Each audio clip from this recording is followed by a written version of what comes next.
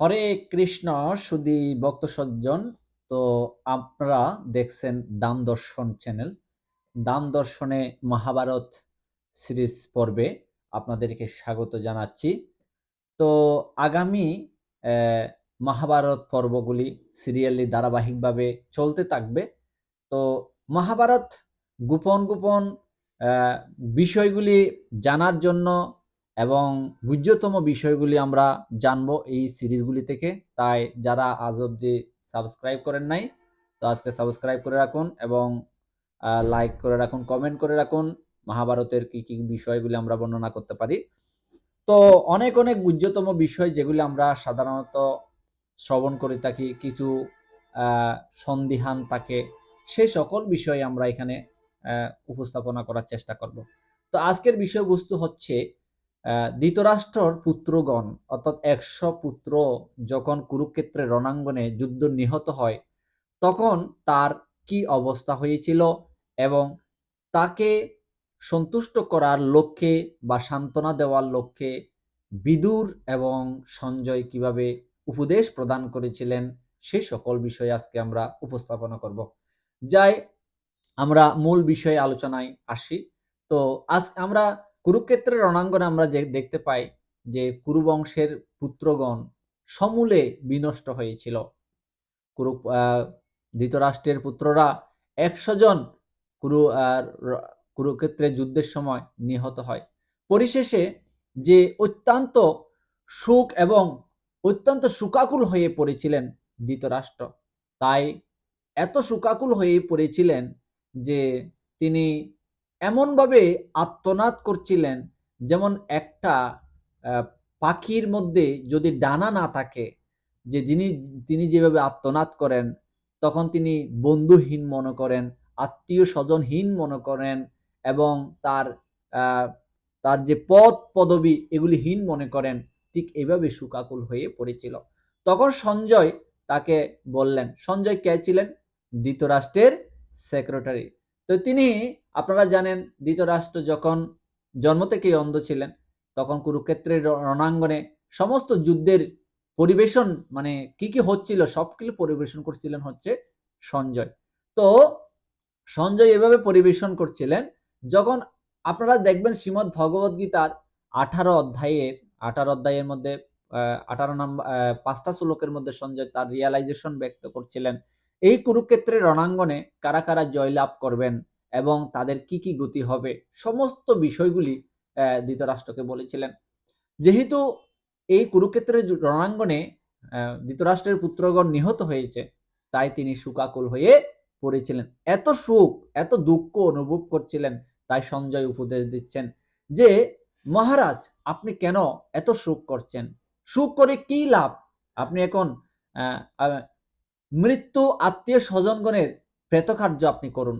অর্থাৎ মানুষ যখন মারা যায় আমরা কি করি, 10 দিন 15 দিন বা 1 মাস যারা যে অবস্থানে করে, তো তারা প্রেতাকার্য অর্থাৎ তারা এই পিণ্ড দান করবে। তখন সঞ্জয় এই উপদেশ প্রদান করছিলেন, আপনি তাদের পিণ্ড দান করুন। তখন তিনি ধৃতরাষ্ট্র বললেন, আমার আর মৃত্যু ছাড়া আমার আর কি আছে?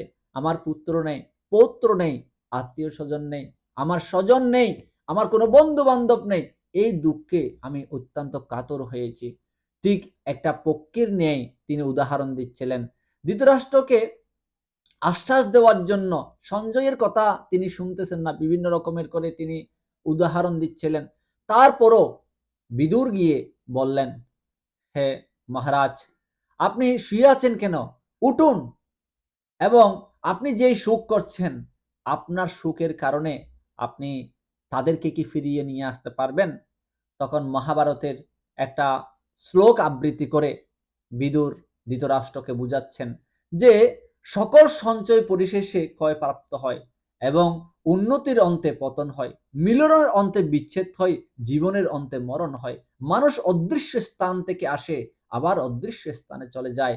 তারা আপনার নেই, আপনার নয় এবং আপনিও তাদের নয়। অতএব যারা মৃত্যুবরণ করেছেন তাদের জন্য শোক করার কি দরকার আছে? বিদুর একটা উদাহরণ দিয়ে বলছেন, মানুষ যে জন্মের প্রক্রিয়া নিয়ে একটা উদাহরণ দিয়ে বলছেন। বিদুর বলছেন যে গর্ভদান, যখন গর্ভদান সংস্কার হয় তখন থেকে 5 মাস পরে একটা জরায়ুতে একটা শিশু তার অবস্থান করেন, ব্রণ অবস্থান করেন। মহাভারত থেকে মানে বিদুর ধৃতরাষ্ট্রকে একটা উদাহরণের সাহায্যে এই কথাটা বুঝাচ্ছেন।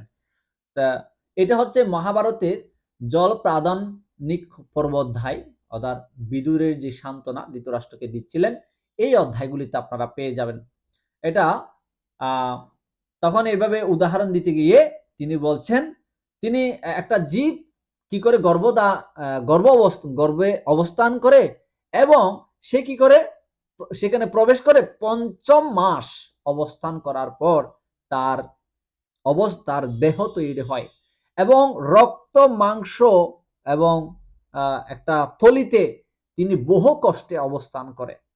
তিনি উদাহরণ দিয়ে আরো বলছেন যে বায়ুর বেগে তিনি ঊর্ধ্বমূল, তিনি কি থাকে ঊর্ধ্বমূলে থাকে, মাথাটা উপরে থাকে, কিন্তু বায়ুর বেগে তার মাথাটা নিচে চলে আসে এবং পাগুলি উপরে চলে যায়।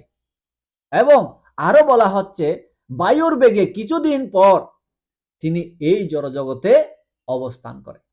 এই বিদুর এইভাবে ধৃতরাষ্ট্রকে উদাহরণ দিচ্ছেন এবং বলা হচ্ছে যখন সে এই জগতে ভূমিষ্ঠ হয় তখন গ্রহগণ তাকে ঘিরে ধরে তার কাছে আসে, আসার পরে তার বিবিধ কর্মের অবস্থান সৃষ্টি করে এবং ব্যাধি সৃষ্টি করে।